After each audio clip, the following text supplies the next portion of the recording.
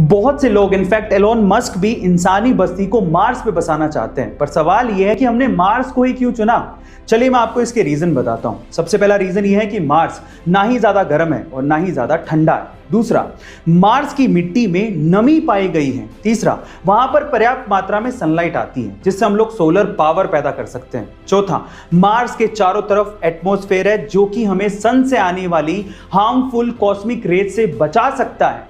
पांचवा, मार्स में day night cycle अर्थ के जैसी है, यानी कि लगभग 24 घंटे में ही डे नाइट साइकिल पूरी हो जाती है। और छठा, जो कि सबसे इंपॉर्टेंट पॉइंट है, हमारे सोलर सिस्टम में अर्थ के अलावा मार्स ही अकेला ऐसा प्लैनेट है जो कि हैबिटेबल जोन में आता है। गाइस, क्या इसके पहले तक इंफॉर्मेशन आपको पता थी? और अगर नहीं पता थी तो कमेंट सेक्शन में जरूर लिखिएगा। और ऐसे अमेजिंग वीडियोस के लिए शेयर, सब्सक्राइब एंड लाइक। मिलता है अगली वीडियो में। एक बहुत दिलचस्प कहानी सुनाता हूं, ध्यान से सुनिएगा। एक बार एक पक्षी ठंडी जगह से उड़ रहा था, लेकिन ठंड इतनी ज्यादा थी कि वो ठंड के मारे जम गया और सीधे जमीन पर जाके गिर गया।